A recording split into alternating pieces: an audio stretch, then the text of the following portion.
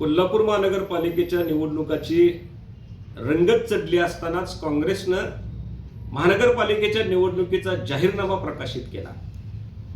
हा जाहीरनामा माध्यमांच्या वृत्तपत्राच्या माध्यमातून किंवा मीडियाच्या माध्यमातून ज्यावेळी मी वाचला, मला असं सांगायचं आहे की हा जाहीरनामा म्हणजे एक फुसका वार आहे। या जाहीरनाम्यामध्ये जे उल्लेख केलेले आहेत ते उल्लेख फक्त जनतेला भुलवण्यासाठी, मतदारांना भुलवण्यासाठी केलेत असं माझं ठाम मत आहे।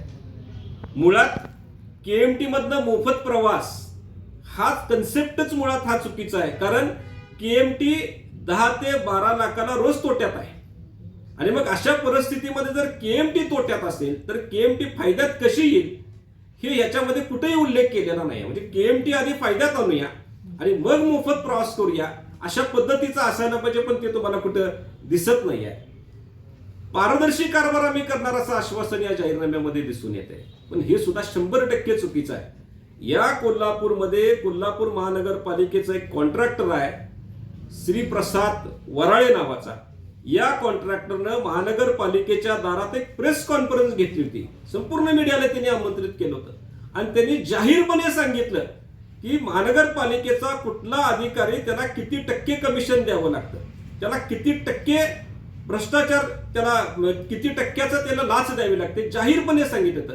या त्याच्या जाहीर स्टेटमेंटवर आजपर्यंत काँग्रेसच्या नेत्यांनी कुणीही बोललेलं नाहीये। तारांकित प्रश्न विचारायला पाहिजे होते, अतिशय गंभीर बाब आहे, पण साधी चौकशी करा।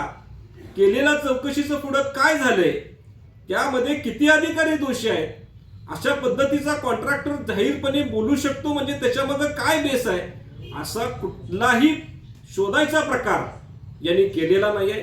मग असं असेल तर पारदर्शी कारभार तुम्ही कसं करणार आहे, कसं करणार आहे तुम्ही? तुमच्या कारभाराने बगलबच्च्याला तुम्ही कशा पद्धतीने आवर घालणार आहे? कारण आतापर्यंत तुमच्याच ताब्यात महानगरपालिका होती, प्रशासन हे 5 वर्षाचं असेल, त्याच्या आधी तुमचा कारभार होता, त्यावेळी सुद्धा मोठ्या प्रमाणामध्ये भ्रष्टाचार झालेला आहे, मोठ्या प्रमाणामध्ये करप्शन झालेलं आहे, त्याच्यावर तुम्ही बोलायला तयार नाही आहे।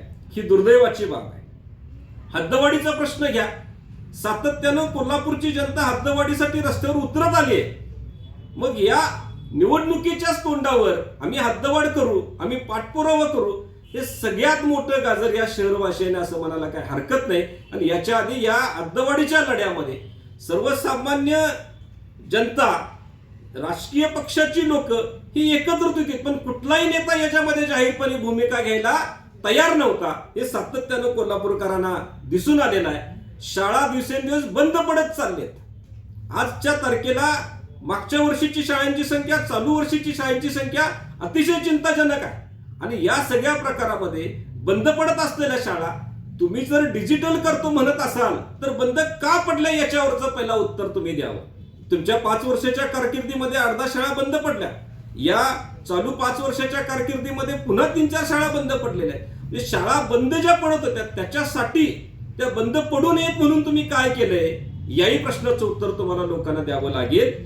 आरोग्य व्यवस्था ऐरणीला लागलेली आहे। सावित्रीबाई फुले हॉस्पिटल असू देत, वॉर्ड दवाखाने असू देत, तिथं अक्षरशः म्हणजे त्या पेशंटची दुरावस्था होते।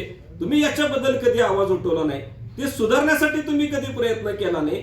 आणि मग निवडणुका आल्या, सत्तेमध्ये जायचंय म्हणून लोकांना काहीतरी सांगावं लागेल, म्हणून लोकांना काहीतरी गाजर दाखवावं लागेल, अशा पद्धतीचा जाहीरनामा जर तुम्ही करत असाल तर मला आवर्जून सांगायचं आहे, कोल्हापूरची जनता सुज्ञ आहे। तुम्ही केलेल्या या फसव्या जाहीरनाम्याला, फसव्या नाम्याला जनता बळी पडणार नाही असं माझं ठाम मत आहे। जय हिंद।